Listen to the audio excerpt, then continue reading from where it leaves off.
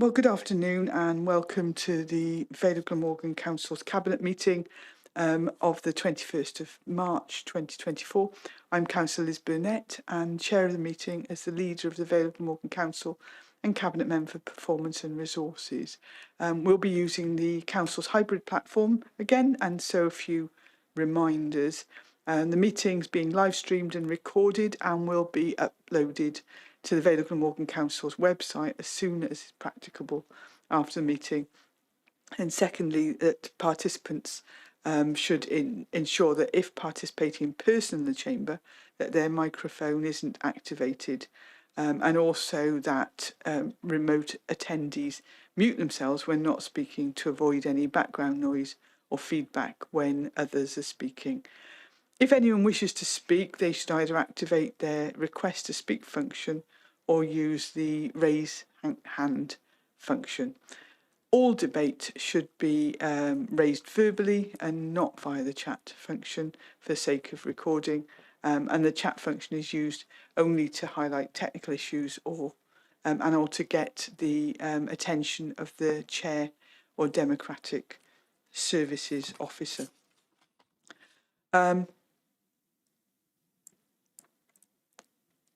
Just moving on to the agenda proper, and the agenda item number 1 is apologies for absence. Some of us are in the chamber, a few are online. Is everybody present? Yeah, we don't have any apologies for absence. Agenda item 2 is minutes of the meeting held on the meetings held on 29th of February and the 7th of March of this year. And can I take those as a true reflection of the meeting? And I'll second those, Leader. Thank you. Agenda item 3 is to receive declarations of interest, and if there are any, the nature of such interests. I don't believe that we have any declarations of interest today. Chair, no, absolutely no declarations of interest for this meeting. Thank you. Super. And then going on to agenda item 4, we've got a few references here which are fairly straightforward, so I'll take these. First one, agenda item 4, is a review report from a panel of independent members of the Standards Committee, because the Standards Committee is a mixture of elected members and independent members. And this was a panel just of the independent members, which they had their overall discussions, which were exempt information. So not fully published, but what's come through on that is that they made a number of resolutions from that meeting. And those are at the bottom of page 1, which is that DBS checks be applied for within 2 weeks of elected members and relevant scrutiny committee co-opted members with voting rights being appointed to office and or within 2 weeks of any renewals being required, and that the candidate handbook be amended accordingly so that we get fully up to date in terms of our DBS checks. Secondly, that all elected members receive code of conduct refresher training midway through their elected term of office and be part of the ongoing member development. That it should be a requirement that each member should undertake any mandatory training within 1 month of taking office. The training should specifically cover the risk of any behaviour occurring in the future which would be in breach of the code of conduct, and that efforts should be made to ensure that 100% of the workforce know of the whistleblowing policy, possibly by including it in the induction and refresher packs. And they agreed that the above recommendations, together with the review panel report, be referred to Cabinet. I think that their recommendations are eminently sensible to make sure that that members are fully compliant in terms of DBS checks and code of conduct adherence. So I'm happy to move we agree those. And I'll second those as well. Thank you. Everyone in agreement? Yeah. Agenda item 5, we've got a reference from Governance and Audit Committee, and that's to do with the Corporate Risk Register Q2 update. This is from a meeting on the 5th of February, and in fact there has been a subsequent review of the Corporate Risk Register at Q3, which will be coming to us as a reference, where this actually was discussed. There were discussions as to whether or not a heading of Brexit and COVID-19 are relevant to the Corporate Risk Register, and I think that in a lot of ways the impact of those, there are items that are still having an impact, are relevant, whether or not the headings of Brexit and COVID are in fact relevant. But that was discussed in the Q3 update, which will be coming to us, so we'll deal with that then. But also, I have been informed that there will be a complete review of the risk register for the new year, and this would all be dealt with on that. So I think from that we note the recommendations from Governance and Audit, and that will be dealt with in due course. So I'd move. And I'll second that. Thank you. Then we've got the Q3 update, Audit Wales Work Programme, timetable 2023-24. Again, a reference from Governance and Audit Committee on the 5th of February. And the purpose of that was to present to members the Audit Wales Work Programme timetable as aligned to the Vale of Glamorgan Annual Audit Plan. The Governance and Audit Committee looked at it and made a few minor comments. They discussed the ongoing inquiry, etc., linked to the fire and rescue service, and said the council should have an input into any review of that service. Well, WLGA are working with the commissioners that have been appointed. In fact, that were appointed the day after this committee meeting, so this committee wouldn't have been aware. But we are working with those, and will continue to do so. So they reported, they noted the contents of the report and sent it to us, and I would suggest that we do similar, that we note the contents of the report. And I'll second that. Thank you. Agenda item 7 is a reference from Homes and Safe Communities Scrutiny Committee in relation to homelessness and the rapid rehousing plan update. A difficult situation that not only is this council facing, but councils actually right across the country, not just even Wales. And one of the things that was raised is that there are 11,000 people in Wales in temporary accommodation, which is a devastating situation for them to be in. And they discuss things like the prevention of eviction and homelessness, and we used to do a lot. Well, we still do a lot of work on that, but we used to be able to work with private sector landlords, etc. But they themselves are facing challenging times as well. There was comment that the access to private rental accommodation is only part of the solution in the housing crisis, because actually we're finding as well that people on fixed term mortgages, when they come to an end, are finding that they can't then afford the new mortgage arrangements. So we are finding that more and more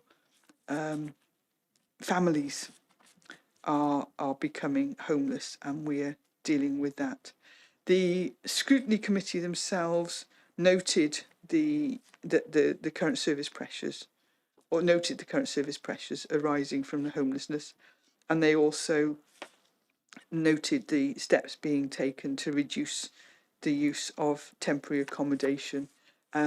We continue to work to reduce the use of temporary accommodation, and we continue on our strategy of trying to build our way out of the issue. I think, did I see recently that we've got about 200 houses currently being built, and whether that will work a bit more.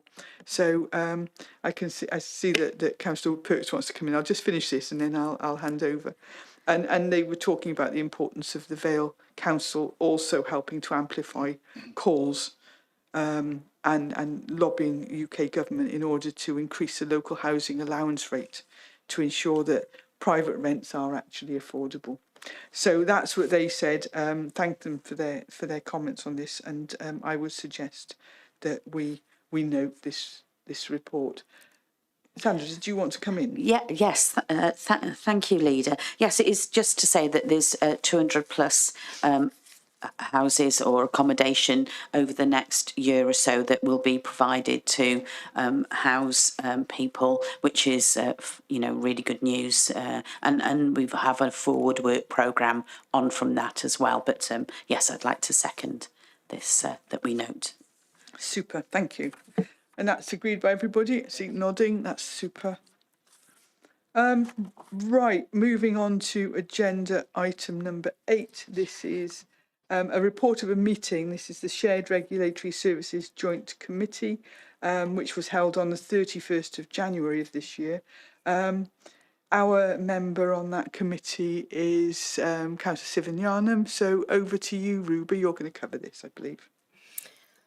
Yeah, thanks, Liz. I mean, really, there are only 2 items on this agenda, which the first of which was the approval of our audited financial statement for 2022 to 23.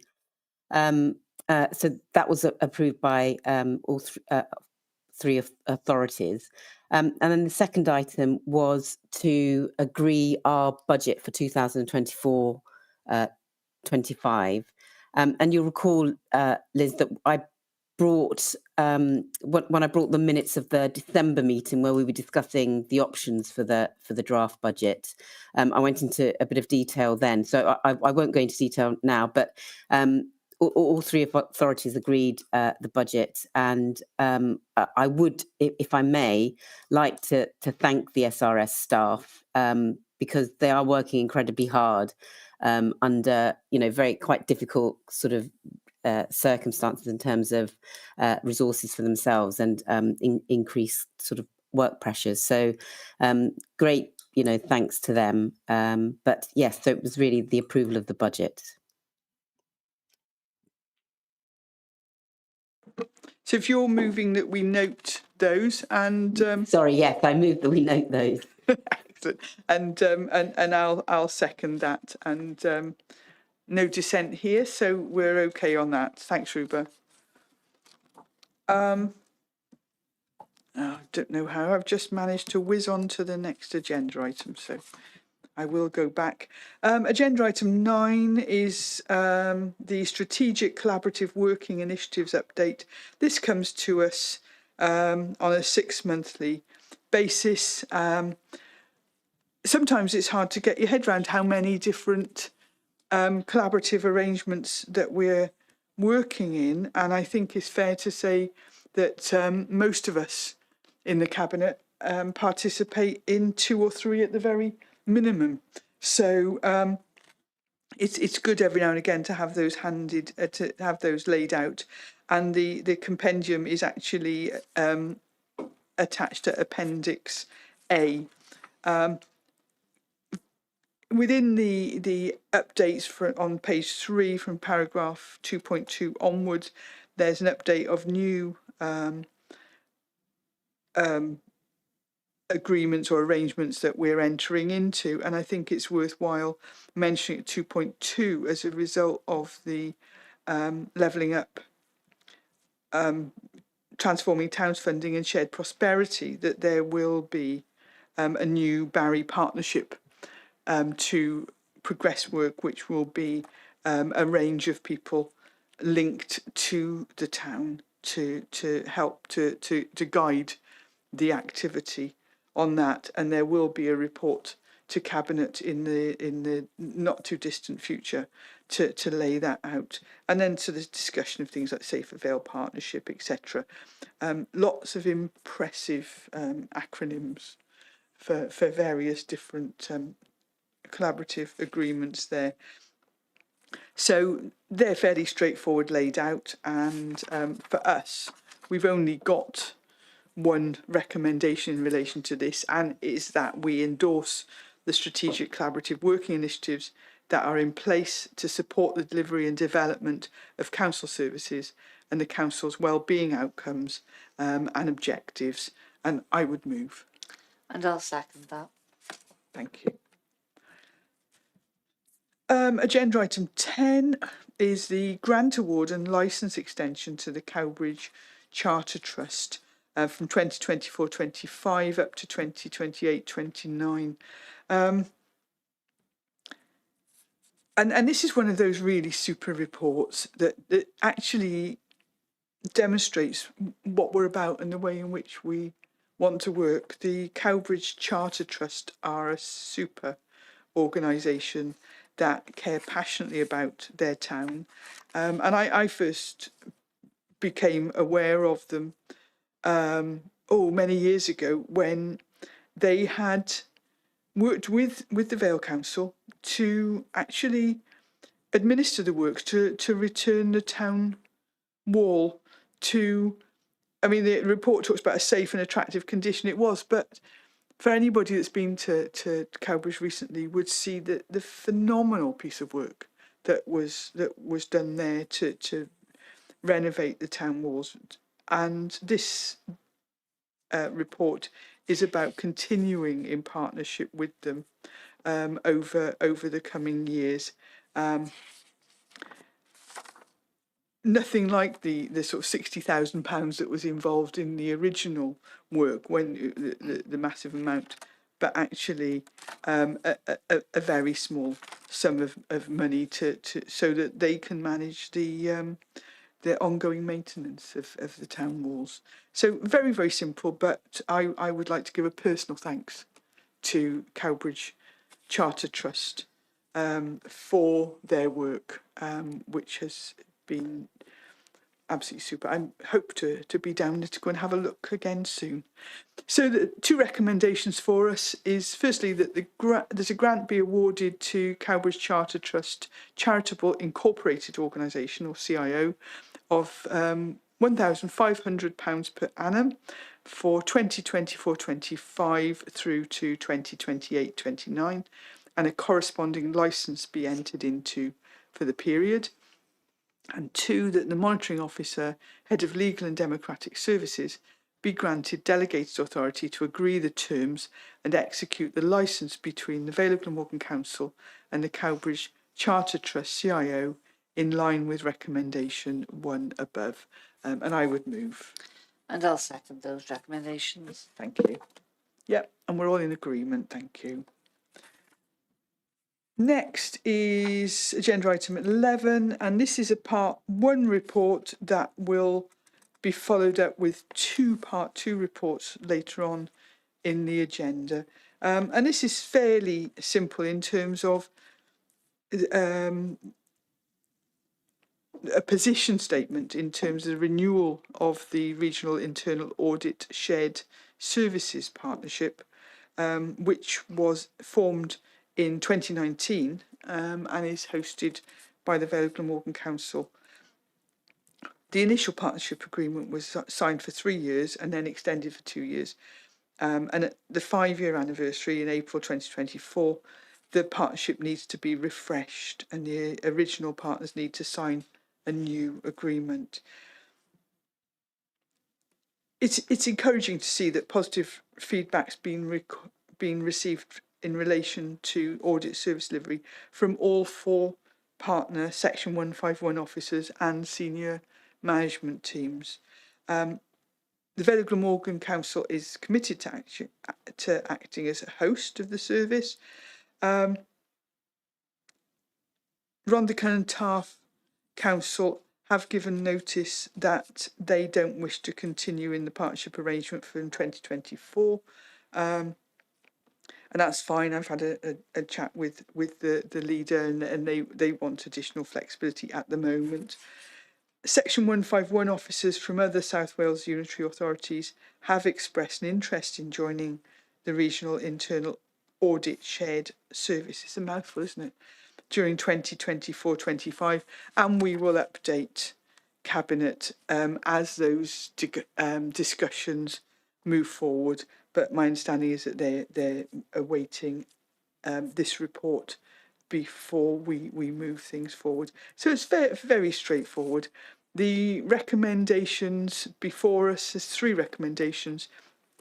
One, that Cabinet considers and approves the report in respect of the Regional Internal Audit Shared Service, and that the Vale of Glamorgan Council continues hosting the shared service arrangement, and that a continual partnership agreement is entered with a formal review process built in. Secondly, that Cabinet approves additional partners to join the RIASS as equal parts. Can we have a different name for it, please? Subject to the RIASS board approval, where the Vale of Glamorgan Council will be the employer of all staff within the service. And 3, that Cabinet considers the matters set out in paragraphs 2.3 and 2.4 with reference to Appendix 1 under Part 2 of the agenda. So we won't be discussing that further here. We'll take that later. So I'd move. And I'll second those recommendations. Super, thank you. Everybody else in agreement. So moving on to the reports of other Cabinet members. Next one, agenda item 12, is for the Cabinet Member for Education, Arts and Welsh Language in relation to school admission arrangements 2025-26. Over to you, Rhiannon. Good afternoon. Can you hear me? Yep. Good. Okay, so the purpose of this report on school admission arrangements is to advise Cabinet of the outcome of the statutory consultation on schools admission arrangements for the academic year 25-26 for admission to community schools in accordance with the Education Regulations 2006. There were no comments from consultees. The consultation closed on the 9th of February 2024. And the council obviously has a statutory duty to consult on the school's admission arrangement annually and to determine these arrangements. And the consultation did this. So Cabinet met on the 30th of November last year to consider a report on the proposal to consult on the local authority school admission arrangements as required by the Welsh Government School Admission Code. So these agreed arrangements must be in place in order to determine the allocation of places for the academic year 25-26. The council has a statutory duty to consult with the governing body of relevant schools, all neighbouring local authorities, admission authorities for all other maintained schools in the relevant area, governing bodies of all other schools in the relevant area, i.e. community and VA schools which do not have delegated admission powers, and in the case of schools with religious character, such body or person representing the religious denomination in question. Therefore, the school, in conjunction with its own wholly administered schools, it coordinates the admission arrangements for 8 voluntary aided schools with their own admission authorities, so all the Church and Wells primaries and the remote Roman Catholic schools. Stanwell School, in addition to this, have been consulting on a proposal to change their category from foundation status school to community status school from September 24. So therefore, the governing body of Stanwell approved the proposal to change Stanwell School from foundation to community maintained school, and the council will therefore be the admission authority for Stanwell commencing September this year. So we have 2 recommendations: that the council considers this report and the appendices included, and that we approve the school's admission policy as at Appendix A. So if we could have those recommendations approved, please. Super, thank you. I'm happy to second those. Everyone happy to? Yes. Those are agreed. Thanks, Rhiannon. Thank you. And then over to the reports for the Cabinet Member for Neighbourhood and Building Services. Agenda item 13. The first one is review of the Council's 2021 residential parking permit schemes. Over to Mark. Thank you very much, Leader, and I'm very pleased to introduce this report. This report is about a review of the parking arrangements we've had, and we've had several parking arrangements, and I'm just going to go through this. So this report reviews and where necessary propose amendments to the 2021 residential parking schemes, permit schemes implemented at Cosmerston, Cowbridge, Barry Island, Vernap and Ogmore, and as you can see that covers a big area of the Vale of Glamorgan from east to west. Each of these residential parking permits were introduced in summer 2021 and therefore been in operation for 2.5 years. And I think it's due for a review. During that review period, we received quite a lot of feedback from residents who live in those permit areas. And obviously, if there are areas where perhaps there are some issues, obviously we've got enforcement officers that can issue what we call PCN, penalty charge notices, for infringements in the zones. And some of those charges have been challenged at tribunal, although even though at tribunal, everything has been upheld, which is really good news for the council. So it basically means that what we're doing is correct in terms of the law. So, but there has been some bit of confusion over some of the schemes. So what I'm going to go through now is sort of area by area where we looked at those sort of issues. So in Cowbridge, we've had very few complaints about the actual scheme for the residential parking permits, and residents seem to be very happy about how it's implemented in that area. And therefore we propose to keep the scheme as it is. In Cosmerston, we've had a bit of feedback from people, but again, because we're introducing AMPR opposite, we decided to make sure that in fact we will keep it as it is. In Barry Island, the situation is somewhat different. We've issued quite a lot of PCN notices there, and we will be making changes, which I will outline in terms of our recommendations to Cabinet later. In the NAP, we've also had one big change here, and that's from the residents who live in Glanhaffron, and they want to be incorporated in the scheme, and obviously we will look at that when it comes to recommendations. And in Ogmore, we've had some very good feedback, and we're just looking where we're going to do whether additional signage is required at Seaview Drive. So I'm going to move now to the recommendations. The number one, that delegated authority is granted to the Director of Environment and Housing in consultation with myself, which is a Cabinet Member for Neighbourhood and Building Services, to redesign and consult on a revised residential parking scheme for Barry Island to include simplified zones, more limited waiting areas for visitors, and white lining to delineate residential parking zones. And this shows that we've really listened to the residents in that area. And number two, the delegated authority is granted to the Director of Environment and Housing in consultation with the Cabinet Member for Neighbourhood and Building Services to amend the residential parking scheme following up to include the flats at Glanhaffron, which is in detailed in Appendix B on this report, and that a further report is Cabinet before August 2024 outline proposals for the recovery of costs for residential parking permits. And number four, that this report is referred to the Environment Regeneration Scrutiny Committee for its consideration. And number five, that should there be no further comments received from the Environment and Regeneration Scrutiny Committee, recommendations 1, 2 and 3 are considered as being agreed, and I so move. Thank you, Mark, and happy to oops, I am on there. No, yes, I am. And happy to second that. And everyone else is in agreement as well. Super.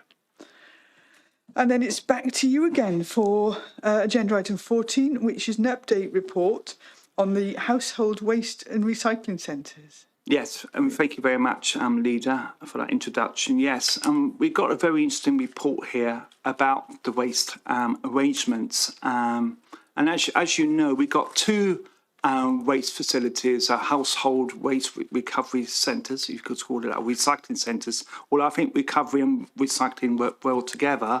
Atlantic Trading Estate and Clandale Trading Estate.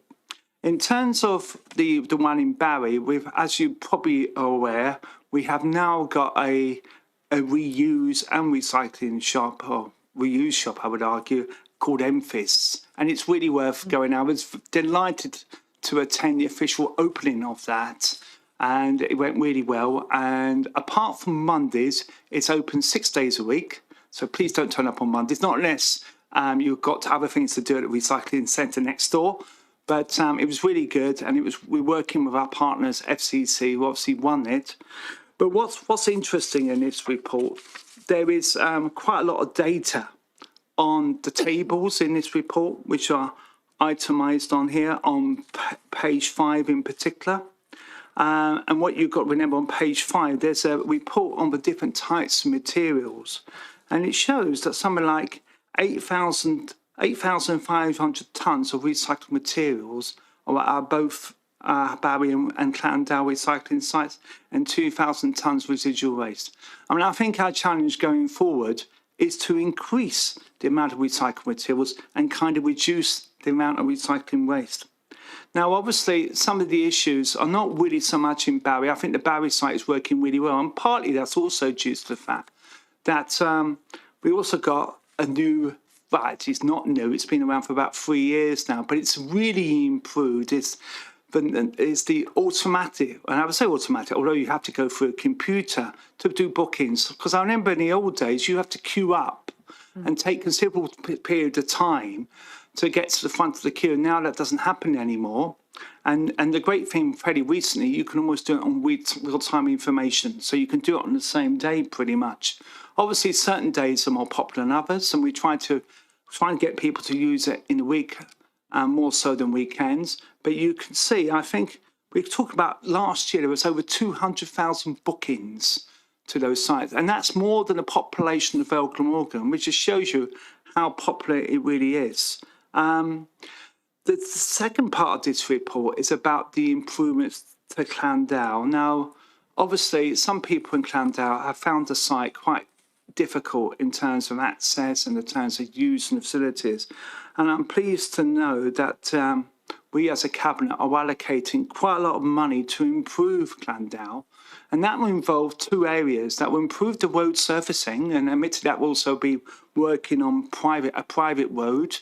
But also, it also means that we will also make it more accessible inside the site so that people can access the skips better, and that would also help. Also, we want to encourage more and more recycling to go on there, because I do recognise there's a little bit of a problem. We need a bit more people to recycle and using it as for black bags. So I'm now going to be moving to the recommendations. All right, first one, that Cabinet agrees in principle to extend the HWRC lease for 5 years, to include a break clause at 3 years to suitable land for relocating the site. Now that's something that I'm really supportive of.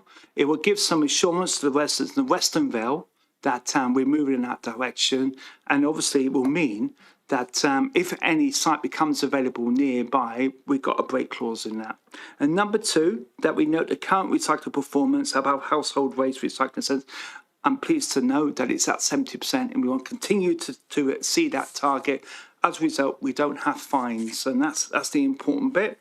And number three, that Cabinet approves in principle the proposed repair the access road leading to the Council's HWRC Clandale as detailed at Appendix A, and there's a map for Appendix A on that site. And number four, that Cabinet refers to report and appendices to the Environment and Regeneration Scrutiny Committee for its consideration, with any views and recommendations refer back to Cabinet for consideration.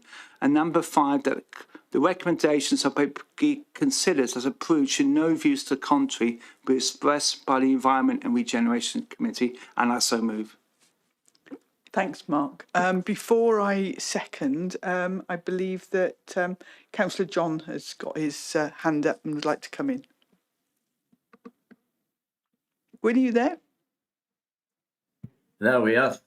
Thank you, Leader. I'm absolutely delighted to hear the news on Landau. It's been a big problem for so long, and it's very clear that we could not find an alternative site despite trying very, very hard. I'm pleased that we've managed to agree with the owner under the lease arrangements for the site that we can go through and provide a better site for the residents. So I look forward to everybody now being happy in the future. Thank you. Thanks, Gwyn. Yeah, I think we all share your views on that. it's really difficult because there are all sorts of very stringent regulations on any potential site, and so often we've thought that we had a site that was suitable, only for that not to be possible. I think the other thing is that we've known for a while now that we wanted to do some work on the road, but there is a big issue with spending public money on private property. And so that is one of the reasons why this report came to Cabinet, so that the decision to spend money in this way is actually a publicly made decision. And I rather agree, than- and it's really, I mean, one of the tests for doing this is what we call a public interest test, and this really fulfills this. Yeah. So you know, it's not something that we would do lightly, but that we need to have a workable solution for the people of the rural Vales. So I'm delighted to second that, and I can see that everybody else is happy. And then we go over to Mark's final report, which is to do with the procurement for the supplying and fitting of tyres to the council fleet. Exactly. I try to make sure I make this report so it doesn't fall flat. So the important bit here on this report is that the council currently spends £200,000 a year on supplying and fitting the tyres to council fleet vehicles. Well, that seems a lot of money, but in reality, these vehicles need tyres to work fully. And as you know, an awful lot of our vehicles, especially the ones that collect refuse and recycling materials, need, you know, heavy weights, and they've got heavy weights in those vehicles, and therefore we need strong, reliable tyres, and therefore it's very important that we do have this contract. Now, at the moment, this contract expires on the 30th of April 2024, so it's pretty urgent, and now obviously we need to undertake a tender exercise, and most tender exercises will have two elements of it: price and quality. And I can't emphasize the two factors, and on this basis it's 60% price and 40% quality. So I'm going to now move to the recommendations now. That Cabinet approves the tender process outlined in this report since the supply of fit of tyres contract to successful supplier from the 1st of May 2024 until 30th of April 2026, with an option extension of up to 2 years, subject to mutual agreement. Number two, that delegated authority be granted to the head of Neighbourhood Services and Transport in consultation with the Cabinet Member for Neighbourhood and Building Services to award the contract to successful suppliers. And thirdly, that the monitoring officer, head of legal service, should be given authority to execute and complete the contract and any other requisite legal documents connected with the contract with the chosen supplier. And I so move. Thank you, Mark, and happy to second that. Everyone in agreement? Yeah. So that's fully agreed. So over to the reports of the Cabinet Member for Community Engagement, Equalities and Regulatory Services in relation to the Strategic Equality Plan 2024-25. So that's over to you, Ruba. Thank you, Liz. So by way of a bit of background, as Cabinet will know, under the Equality Act of 2010, there are specific duties in Wales for councils that have a requirement, which include a requirement to draw up and publish a strategic equality plan, which includes equality objectives and reviews these objectives no less than every 4 years. The council's current strategic equality plan was agreed in 2020. You'll recall also, Leader, that in January of this year, Cabinet determined that the council should retain its existing equality objectives for a further year, with a view to publishing a new strategic equality plan from 2025 onwards. And this would then, you know, would fit in with our corporate plan, which we'll also be renewing. The principal reason for doing this is to enable us to make a range of new data and insight that has recently become, or is soon to become, available during January and February. The council also consulted with advocacy groups in the Vale and other key stakeholders. And this is set out in the report on the proposal.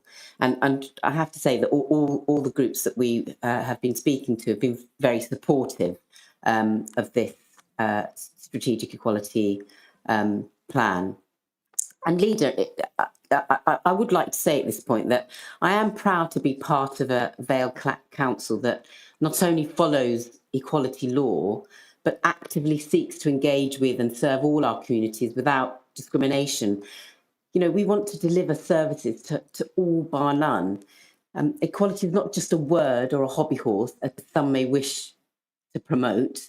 Equality is and should be an intrinsic part of all our policies, because it's in this way that we ensure that we as a council, our services, are fair and equitable and accessible to all our citizens, and that they in turn are treated with dignity and respect. So, you know, I really do want to make that point, Leader. As far as this plan is concerned, the additional year will enable the council to inform the development of its next strategic equality plan with actually more robust data and research. And it will specifically allow us to review and interpret some of the more recently published reports and information that's available. So, for example, the Equality and Human Rights Commission's latest report is Wales Fairer, and also our own Let's Talk About Life in the Vale survey, which will be reported to Cabinet next month. Working towards the 2025 date allows us now to work with all our citizens with protected characteristics and groups that advocate for them to understand the local context and national trends. So in the meantime, we will maintain our current objectives. Just as sort of added information, you know, that there have been some changes to these objectives. So, for example, we've added information and some actions in response to the feedback that we've received through the engagement process, and in particular that there are some additions to the employment opportunities for people with physical disabilities. And there's a reference to the Welsh Language Promotion Strategy and Welsh in Education Strategic Plan, as well as the intersection of Welsh language use with other protected characteristics. And of course, we'll also be referring to our work as a county, a sanctuary. And, you know, and in addition, actions have been added where the council knows there's relevant work being undertaken. So, for example, the older person's housing strategy, the council's own participation strategy. So if I move to the recommendations, Leader, I'm asking Cabinet to approve this revised strategic equality plan for the next year, for 2024 to 25, as contained in Appendix A, and the notes on the equality impact assessment that we undertook, which is found at Appendix B. And secondly, that Cabinet uses the urgent decision procedure as set out in section 15.14 of the Council's Constitution, so that the revised strategic equality plan can be published by the 31st of March this year, which is 4 years after the publication of the last strategic equality plan for 2020 to 2024. So I would move this report, Leader. Thank you, Rupert, and I'm happy to second that. I think so. I think it's good to bring it in line with the corporate plan, so that it underpins the development of that. So thank you for that. Everyone in agreement? Yeah, that's super. So that's the end of the formal part 1 agenda. We don't have any urgent items. We do have 2 items for discussion and part 2, and that's agenda items 18 and 19, which will link to the internal audit report at item 11.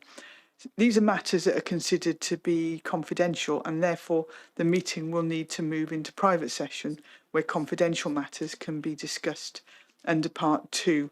Therefore, I'll ask for Cabinet to agree to move to part 2 and ask the Cabinet Officer to stop the recording of this open session to ensure that no members of the public are present after this point, and only allow relevant parties to remain to hear the detail of the items to be discussed. Following the meeting, the outcome of the part 2 discussions will be formally captured as part of the minutes of the meeting and will advise all parties of the final decisions of the Cabinet for the relevant items. So if I can formally move part 2, And I'll formally second that. thank you, and ask the Cabinet Officer to ensure that only relevant parties remain from this point on, and for the live stream and recording to be stopped, please.